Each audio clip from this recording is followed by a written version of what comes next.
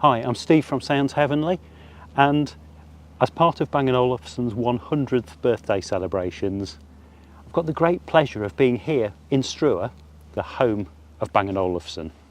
We'll uncover a few secrets and we'll share something of the community that's grown up around these unique electronic products.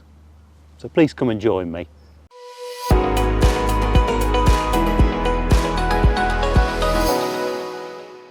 I'm Jette Nygaard. I'm here from Bang & Olufsen and I'm part of the communication department and in charge of all visitors, guest arrangements going on here in Struer. So welcome.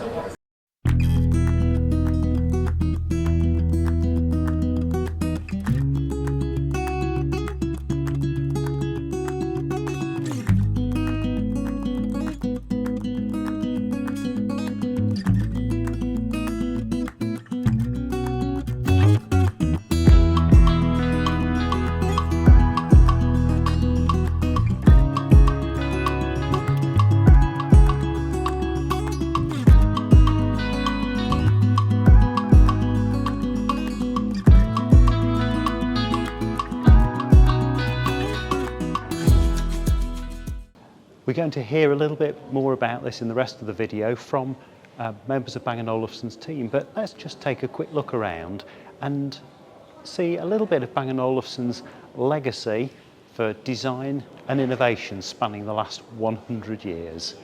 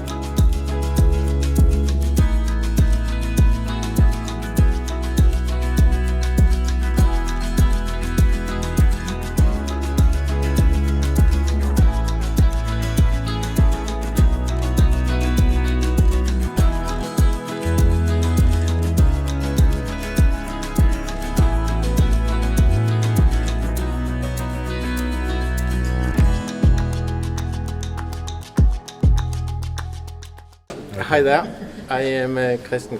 I'm working with design at B&O, so my title is Director of Creative at Bang & Olufsen. Nice to see you. Yeah, well, as you know, B&O is a special place, and we like to think that we do things differently.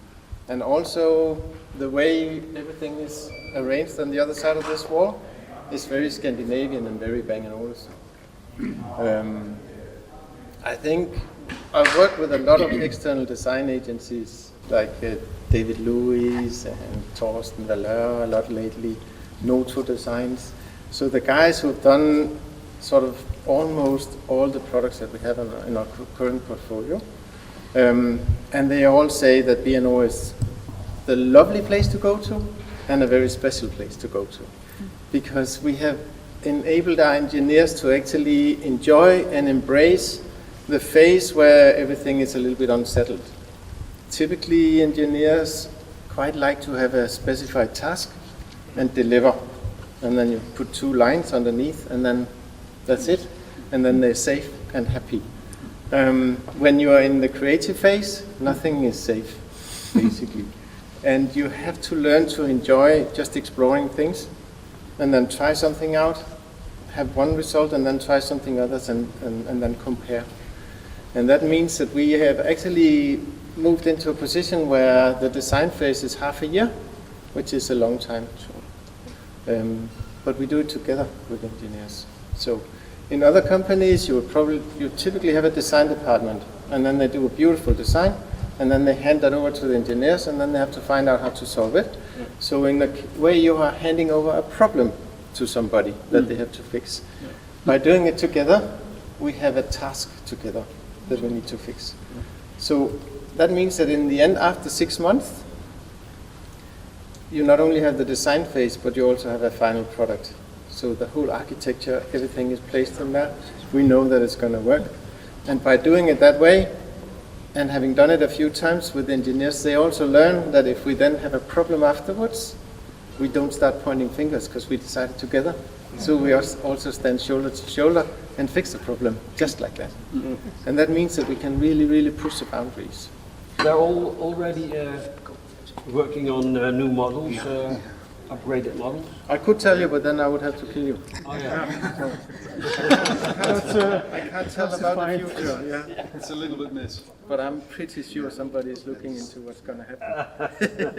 The clever thing about doing this is also that we have the new atelier business, where you can call in and say, I don't like any of your colors, I want my own, and then we can actually do that. Which also means that by having it in such a flexible way, you can call us and say, I have a tree in my garden and I want this tree to be, or this wood to be on the front here, and then we can come and chop it down. I'm not going to do it personally, but we can probably find, don't worry. But you know what I mean, we can do almost anything, and it's super, super flexible. So different fabrics, different wood sorts, we can paint them, you can see here. In any color you like. We can play around. You're probably going to the aluminium factory, I guess. So we can play around with the aluminium, do all kinds of crazy things. And I think, should we go and have a little look at some of the things we already have done? But we decided actually in the end to build the one that was, we thought, a long way and maybe almost the farthest away from cool Nordic, to let people know that if you wanted something special, and you had a dream, we will build it for you. So we actually made this one. Oh yeah, I saw it once on Instagram. And I think it was a little bit of a shock for internal B&O. I think I've heard a lot of opinions about this product, more than normal. Because normally when we design our products, everybody are quite aligned and they've seen it around and things like that. When they saw that, it was a little bit of a shock, but I think everybody gets it now. But then in the end, it actually happened with a great help of a model maker in the Netherlands. Oh. So you're a good craftsman in Netherlands. He's the coolest guy you can imagine. And I don't think he had the word no in his vocabulary. And it's really, really hard to do. You can imagine you have to make this look. This is the first early prototype. The final ones are really, really perfect. But you can imagine how to mount this and bring it around these thin beams without any of these small threads are getting out of order. And actually, because it's so hard to do, he actually brings them personally. So every time he's made them, a set, he brings it up by car himself and hand delivers it to us. And then he says, take care. And then he goes back and makes some more. And there are more in the pipeline from this guy. I think you'll be excited to see during the autumn, winter coming from that. More handmade stuff. Yeah, so this is for now the most crazy thing we've done, taking it to as far as we could. Fantastic. Yeah. So if you have a dream, we'll do our best to actually make it happen. I'm going to hand over to Geoff Martin, who's Bang & Olufsen's in-house sound expert, to tell you just a little bit about what makes these speakers so special and what goes into giving them the sound that they're famed for. My job is primarily to work in the acoustics department. I'm not an engineer, but I work with engineers. My job is mostly to complain, as you've already figured out. When we make a new loudspeaker, we start with a prototype. The engineers do all the measurements and all the work. They take the speakers over to our measurement facility, they do a bunch of measurements, they build a bunch of filters, they fix things, and when they think they're finished, they give me the speaker, and I sit there, over that X that's under you on the floor. I put the prototype here, I start listening, and I start complaining. In the old days I would have started tweaking, fixing things, but I don't do that anymore. They've replaced me with a computer.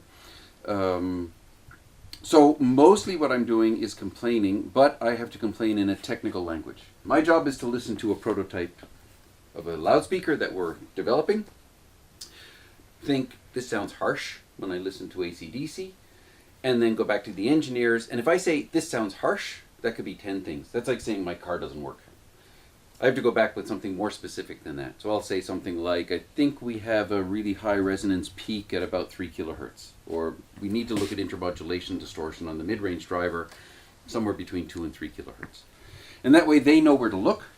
They do a bunch of measurements. Hopefully they can fix it. They give it back to me, and I find something else to complain about. Speakers. When we build any speaker, whether it's a little Bluetooth speaker or a giant statement speaker or a soundbar or a pair of headphones or anything, our target is always the same. Our target is that our loudspeaker in a person's living room gives the same experience, the same sound as a studio loudspeaker in a studio. That's our target. That target is impossible, but that's always our target. The reason we do that is because what we're trying to do is play the sound that's in the recording. We're not trying to make you think that Billie Eilish is sitting in your living room or you're sitting at the Berlin Philharmonic. That's not the reason, that's not the way recordings are done. Any more than when you sit there and watch Star Wars, you don't get confused and think you're on the Millennium Falcon. So what we're trying to do is let you hear what they heard when they made the recording, because that's the reference. The problem is that we don't live in recording studios. In a recording studio, what you have is a loudspeaker sitting somewhere. The sound comes out of it, and the first thing it hits is the recording engineer. So the sound comes out, it hits the recording engineer first, because the recording engineer is the first thing, the closest thing, apart from that giant mixing console, but we'll pretend that doesn't exist. The sound that goes that way in a recording studio, if it's a cheap recording studio, it hits something like foam or something fuzzy that it absorbs the sound, and then there's no reflection. If it's an expensive recording studio, then that wall is angled. So that sound reflects, but it reflects away from the listening position. And the reason that's done that way is because in a recording studio, you want to hear the reflections that are in the recording, coming from there, coming from the stage of the Berlin Phil, rather than the reflection that's in the studio. Because the reflection that's in the studio tells you how far away this speaker is.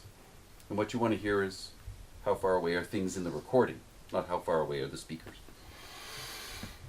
We can't tell our customers what to do. We can't tell them what to put on their walls. We can't tell them how to build their houses. So we have to do something else. But our goal is to give our customers the same sound that they would have heard sitting in that studio. We know that we have some kind of reflection here, but we need to make it less like it would have been at the studio. So the way we do that is we make a speaker that has a beam of sound that's as narrow as possible and as same as possible at all frequencies, so there's less going that way, as if it got absorbed.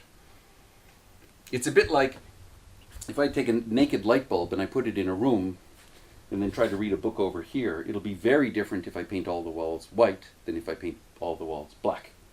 You'll get a lot more reflected light with the white room. If I have a spotlight on that book, it doesn't matter what color the walls are.